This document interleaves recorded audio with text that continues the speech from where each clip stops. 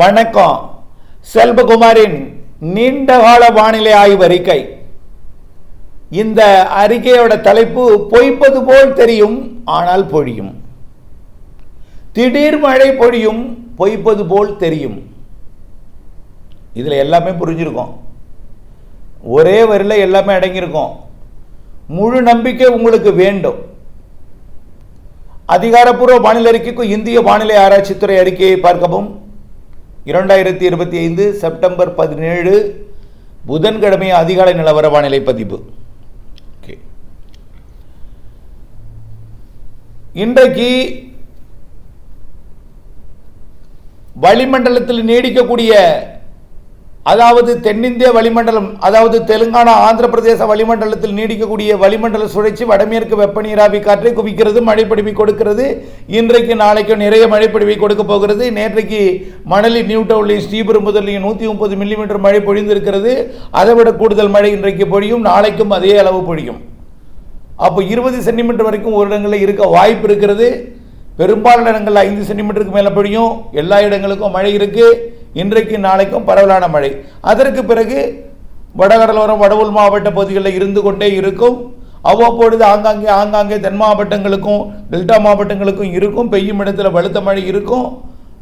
அடிக்கடி தினசரி மழை பொழிவெல்லாம் வடகடலோரம், வடவுள் மாவட்ட பகுதிகள் இருந்து கொண்டே இருக்கும். இப்படி இருக்க அடுத்த நிகழ்வும் அதாவது வரக்கூடிய 23ஆம் தேதி நிகழ்வு 2-3 நாளைக்கு தமிழ்நாட்டுக்கு மழைப்பொழிவை கொடுத்தாலும் இறுதியில் அது புயலாக மாறி அல்லது ஆழ்ந்த மண்டலமாக மாறி ஒடிசா கடந்து அது குஜராத் பயணிக்க போகுது. அது ஒரு நிகழ்வோடு தான் சரியாயிடும். விலகி போகிற நிகழ்வு அந்த ஒரு நிகழ்வோடு முடிந்துடும்.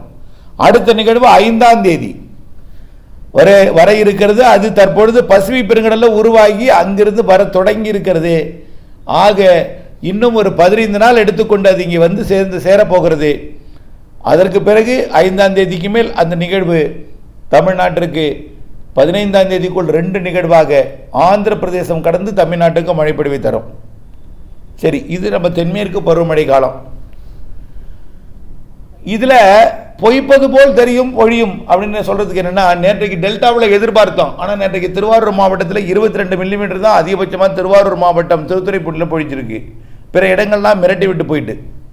ஆனால் காவிரி கரையோரம் மயிலாடுதுறை மாவட்டத்திலையும் தஞ்சாவூர் மாவட்டத்திலையும் பொழிஞ்சிருக்கு நல்ல மழை. புதுக்கோட்டையில் அதிக மழை. இப்படி அங்கே பொழிந்த இடத்துல என்ன செஞ்சிருக்கோம், பொய்ப்பது போல் தெரியும் பொழிஞ்சிருக்கு. இப்போ அங்கிருந்து கேட்குறாங்க, சார் மழை எப்போ நிற்கும்? எரிச்சல் ஊட்டும் மழை நம்ம சொன்னோமா இல்லையா? போதும் என்ற மழை எங்கே பொழிஞ்சிருக்கு தெரியுமா? பல வடவுள் மாவட்டங்களில் தினம் மழை.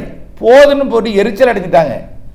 சில இடங்களில் இயற்கையை திட்டத் தொடங்கி விட்டார்கள் அறுவடையின் காரணமா. உண்மை.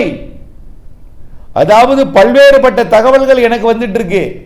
ஒரு பக்கம் மழை இல்லைன்னு அழுகுறவங்களுக்கு, உண்மையிலேயே அவருடைய வேதனையை தெரிவிப்பவர்களுக்கு நம்பிக்கை ஊட்ட உண்மை தகவலை தெரிவிச்சு நான் சோர்ந்து போகிறேன்.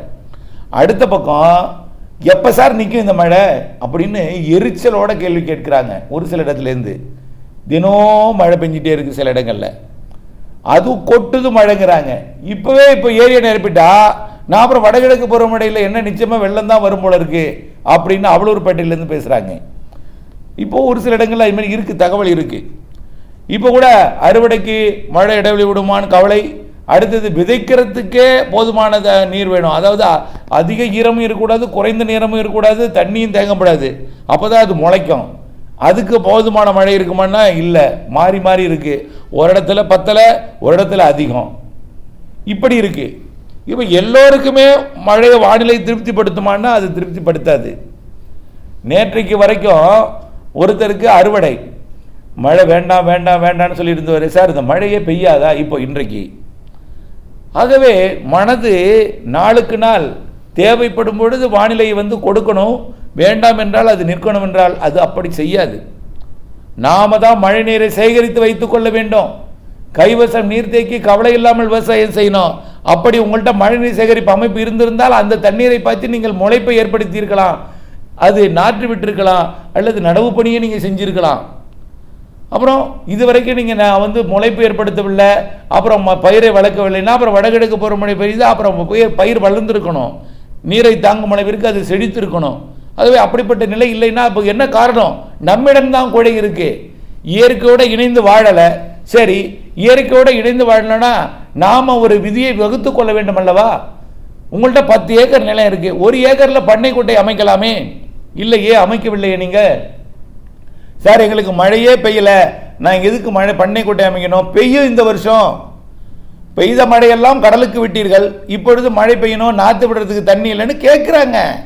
நிறைய பேருக்கு தெரியும், யார் பேரையும் சொல்ல விரும்பலை. அவங்க மனசாட்சி குத்தம். ஒரு சொட்டு தண்ணியை தேர்க்கலை, எல்லாம் கடலுக்கு விட்டுட்டாங்க. இப்போ இன்றைக்கு தண்ணி வேணும், முளைப்புக்கு தண்ணி வேணும், 6 தொலைவில் இருக்கிறது, இறைத்து கொண்டு வர முடியாது. இப்படி நிறைய கேள்வி. ஆகவே நாம் என்ன செய்யணும்? 10 ஏக்கரை 1 ஏக்கரை நீங்கள் பண்ணைக்குட்டை அமைச்சா 9 ஏக்கரை நீங்கள் சாகுபடி பண்ணலாம். அந்த என்னமோ ஒரு 1 ஏக்கர் நீங்கள் அது வீணாப்படும் நினைக்கிறீங்க. அது ஏன் சாகுபடி இடத்தை வீணடிக்கிறீங்க? அதில் மீன் பண்ணை வளர்க்கலாம். புரியுதுங்களா? ஆகவே அந்த மீன் பண்ணையும் இறைத்து தண்ணீரை மீனை பிடிக்காதீங்க, வலை போட்டு மீன் பிடிங்க. தயவுசெய்து சொல்றேன், நாட்டிலே மீனுக்காக அல்ல குளம், மழைநீர் சேகரிப்புக்காக குளம். மழைநீர் சேகரிப்புக்கான குளத்தில் இறைத்து தண்ணீரை பிடிக்கக்கூடாது, வலை போட்டு பிடிக்கணும். மீன் தப்பினாலும் இருக்கட்டும், வளரட்டும், அடுத்த ஆண்டு பிடித்துக் கொள்ளலாம். அப்படித்தான் நீங்கள் இருக்கணும். அரசாங்கம் குத்தகை விடுவது கூட மீனை இறைத்து பிடிக்கும் அளவிற்கு அனுமதி வழங்கக்கூடாது, வலை போட்டு பிடிக்கணும். அப்படித்தான் அனுமதி வழங்கும். ஒரு சொட்டு தண்ணீரை வெளியாக்கக்கூடாது. ஆகவே பெய்யும் போதெல்லாம் சேமிக்கணும். தேவைப்படும் பொழுது நம்ம பாட்டுக்கு இறைச்சி ஊத்திடக்கூடாது. மழை பொறுத்திருந்து பார்க்கணும், மழை பெய்யுமா பெய்யுமா பெய்யுமான்னு. உயிர் போகிற கண்டிஷனுக்கு வரும்போது தான் அந்த பண்ணைக்குட்டை தண்ணீர் எடுக்கணும். நீங்கள் தேவைப்படும் போதெல்லாம் நினைச்சிட்டிங்கன்னா அப்புறம் உயிர் போகிற கண்டிஷனில் தண்ணி இருக்காதாங்க. புரியுதுங்களா? ஆகவே மிக முக்கிய அவசியம் கருதி மட்டும் பண்ணைக்குட்டையில் தண்ணி எடுத்தீங்கன்னா ரொம்ப நல்லா இருக்கும். ஒரு பயிர் கருகுது, தண்ணி எடுக்கக்கூடாது பண்ணைக்குட்டையிலிருந்து. அப்போ என்ன செய்யணும்? கருகினாலும் இன்னும் ஒரு நாள் பொறுத்து இருக்குமா தாங்குமான்னு பார்த்து அப்புறம் மழை பெஞ்சிட்டுனா பரவாயில்லை. சரி, இன்னைக்கு தண்ணி இறக்கலன்னா இந்த பயிர் போயிடும்னா அப்போ பண்ணைக்குட்டையிலேருந்து இறைச்சி தண்ணி இறைச்சிக்கணும். இப்படித்தான் நீங்கள் மேனேஜ் செய்யணும். ஆக திட்டமிட்ட வேளாண்மைக்கு கைவசம் நீர் தேக்க வேண்டும். கைவசம் நீர் தேக்கினால் கவலை இல்லாமல் விவசாயம் செய்யலாம். இன்றைக்காவது பண்ணைக்குட்டை அமைங்க. சரி, 10 ஏக்கர் இல்லை, உங்களுக்கு 1 ஏக்கர் தான் இருக்கு, அதில் 10% பண்ணைக்குட்டை அமைங்க. 9% 90% இடத்தை நீங்கள் 90% இடத்தை நீங்கள் அது விவசாயம் பாதுகாக்கலாம். புரிந்து கொள்ளுங்கள். அதேதான், கண்டிப்பாக மழை பொழியும். இன்றைக்கும் நாளைக்கும் மழை பொழியும், பிறகு ஒதுக்கி ஒதுக்கி பொழியும். வடகிழக்கு பருவமழை வரைக்கும் தென்மேற்கு பருவமழை தொடங்கும், வடகிழக்கு பருவமழை தொடங்கும் வரைக்கும் தென்மேற்கு பருவமழை தொடர இருக்கிறது.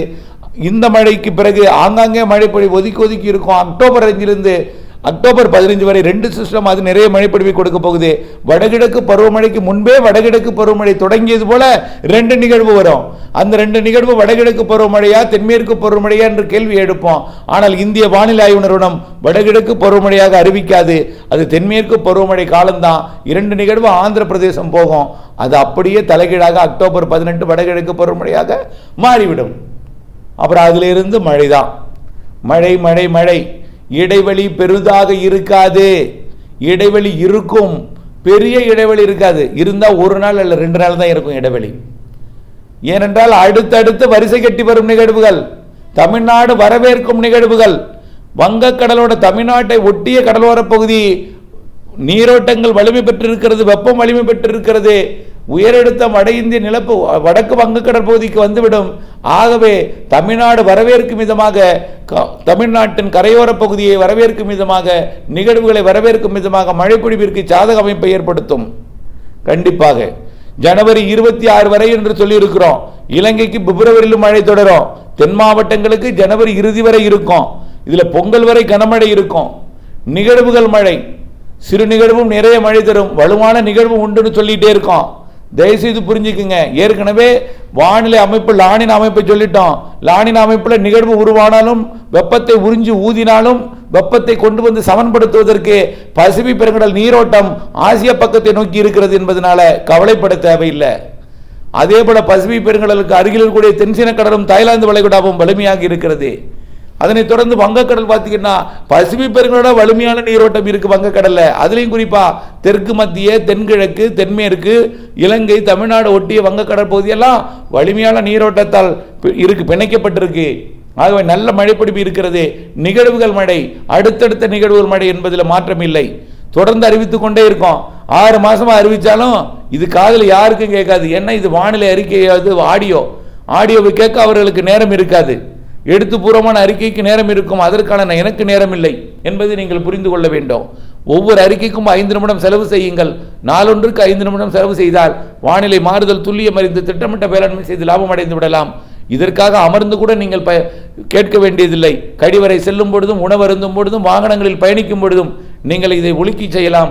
அப்பொழுது அதை கேட்டுக்கொண்டு அதற்கேற்ற திட்டத்தை வகுத்துக் கொள்ளலாம். கண்டிப்பாக நீண்டகால அறிக்கை உட்பட, இன்றைய வானிலை அறிக்கை உட்பட அனைத்தும் சரியாக இருக்கும். பெரிய மாற்றம் இருக்காது. வானிலை மாறுதல் துல்லியம் அறிந்து திட்டமிட்ட வேளாண்மை செய்து லாபம் அடைந்திட அன்போடு கேட்டுக்கொள்கிறேன். அனைத்து மாவட்டங்களுக்கும் சராசரிக்கு கூடுதல் மழை இருக்கு. உள் மாவட்டங்களுக்கு விவசாயத்துக்கு ஏற்ற மழை, கடலோர மாவட்டங்களுக்கு விவசாயத்துக்கு கொஞ்சம் 25% கொஞ்சம் பாதிக்கும் மழை இருக்கு, நிறைய மழை இருக்கு. காரணம் தாழ்வான பகுதி, வடிநிலம் என்பதனால, கடலோர பகுதி என்பதனால, நிகழ்வுகள் கடக்கும் இடம் என்பதனாலும், அனைத்து தண்ணீரும் கடலோரம் வந்தடையும் என்பதனாலும் பல்வேறு பிரச்சனைகளும் இருக்கிறது வடகிழக்கு பருவமழை காலத்தில் என்பதையும், வடிகால் வசதிகளை சரி செய்து கொண்டு வடகிழக்கு பருவமழைக்கு முன்னேற்பாட்டுடன் இருந்து தங்களுடைய ஒவ்வொருவரிடம் தங்களுடைய பயிரை பாதுகாக்க, தங்களுடைய விவசாயத்தை பாதுகாக்க, தங்களுடைய விவசாயத்தில் லாபம் அடைய அனைத்து முன்னேற்பாட்டுடனும் வடிகால் வசதியை சீர் செய்து கொண்டு அனைத்து திட்டங்களையும் வகுத்துக்கொண்டு வானிலை ஆய்வறி கூட இணைந்திருந்து அறுவடை, விதைப்பு ஆகியவற்றின் நாட்களை சரியாக புரிந்து திட்டமிட்டு கொண்டு இணைந்தே இருக்க அப்டேட்ஸுடன் கேட்டுக்கொள்கிறேன். நன்றி.